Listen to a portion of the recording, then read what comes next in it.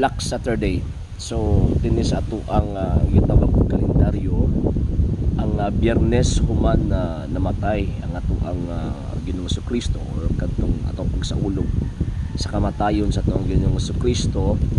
So ang Holy Saturday dito sa Pilipinas mas known kana nga Black Saturday. So anong ato ang manang kuan, ato ang manang tawag ining gitawag og Black Saturday or napay laing term is Sabado de Gloria.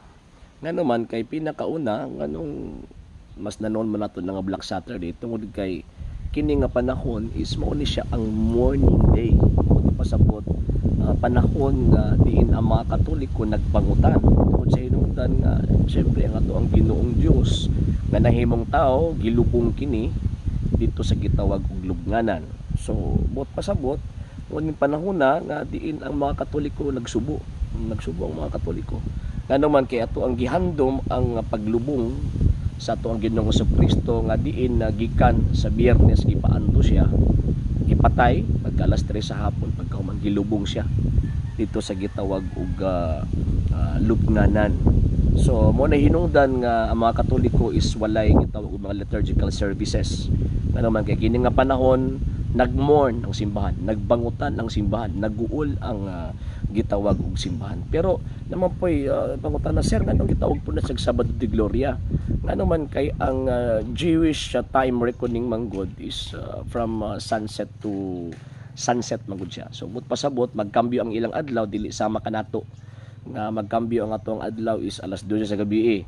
Ang mga Hudiyo lain ang ilang ang ilang adlaw magkambyo is pagka salop sa gitawag og adlaw. So but pasabot pag Saturday sa hapon or Saturday sa alas 6 dili nagmatter sa oras kundi nagmatter na sa pagsanop sa adlaw. Buti pasabot kambyo na ang ilahang gitawag og day. So kung mosalop ang adlaw pagka Sabado sa tuang tawag ining present reckoning nato sa ilaha sa mga Hudyo Sabado na. Nya mao pud ng panahon na nga diin muna ng panahon na is kitawag og Easter Vigil. Ngano man tungod kay nagtukaw na ang mga apostoles ilan ang sugaton or ilang gisugat ang Ginoo sa gitawag og pagkabanhaw mo nang diha nato sublion or litukon pagbalik ang pulong sa panahon sa mga liturhiya kanang pulong nga Alleluia. Nga naman tungod sa hinungdan nga kana nga panahon is ato ang gisaulog ang pagkabanhaw sa ato ang Ginoong Kristo pagdaog niya gikan sa gitawag og kamatayon. Ug mao na pud na ang hudyat o mao na ang gitawag og ang nga ang mga Katoliko maglipay nganong maglipay man sa hinungdan nga diin ang atong Ginoong Kristo midaog again sa kamatayon og gitagaan ta niya og kaluwasan pinaagi sa iyahang gitawag og kamatayon. Ug nianang panahon na mao na pud na panahon na nga diin gisaaran ta sa Ginoong Dios ang atong Ginoong Kristo nga sama kaniya makabaton usab og kinabuhing dayon si bisan kinsa nga motuo ug modawat kaniya. So mo na hinungdan kita mga Katoliko nga mo gamit ang term nga Black Saturday or gitawag og Holy Saturday. Unya nganong man pud nga gitawag pud sa Good Friday nga mao man pagkamatay sa tuang Ginoong Kristo. Remember, ang Dios lang ang good, di ba? Ang Dios lamang ang maayo. Tungod sa iyahang kamaayo, mo naghigugma ni ang kalibutan. St. John chapter 3 verse 16, mo nagipadala niya ang iyang bugtong anak.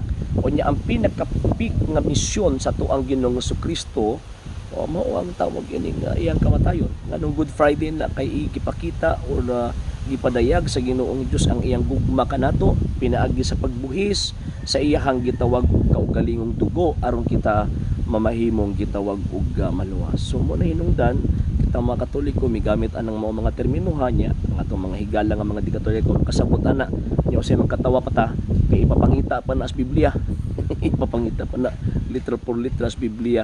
So mo na magkatawa ta kay kun ingon ana ang ilahang basihan na kundi mabasa dili tinuod sila po dili po sa tinuod hindi po sila mabasa sa Biblia. Masa sa pagtulunan man na sige kaninyo pagtulon nga sa Eskriptura dili man pud na mabasa sa Biblia. So but pasabot kung sila ang mangita kinahanglan litra por litra mabasa pero kita ang mangita dili pwede. No, okay lang magsabot-sabot ng salag ila. So mo na. So man kita mga Katoliko kinahanglan ta magtuki magpuos ng pagtuki di ta mailad nining mga pundok nga nagpailang Kristiyano nya pagkahuman di ay tinuod na Kristiyano nagupot og mga pagtuo nga gikan lang sa Amerika, dili gikan sa Israel. Kung nakita mga Katoliko atong tanimong pagtuuha kay sumusugot sila sa dili kining pagtuuha gikan sa tuong Ginoong Kristo, kasi Kristo man ang nagtukod o nagpundar ni ining maong pagtuo nga naa diha ni ining maong gitawag simbahang Katolika. So ayun, so nya dili sa ta mag-live, magbalik tag live this coming Monday na puhon kay para syempre pagrespeto nato sa niining maong pagsaudog sa tuang gitawag og pagpamalandong. Okay? So sa ngalan si Bok Pero sa TV Apollo.org gumito gipanguluhan o gipangunahan sa lay Catholic apologist kini yung ubos nga alagad igsus pagtong Katoliko Sir RJ Seno temporary manimit kini og bingon Ecclesiam Servire et Fidem Catholicam Defendere. Maayong adlaw tanan. Ave Maria, Viva Cristo Rey.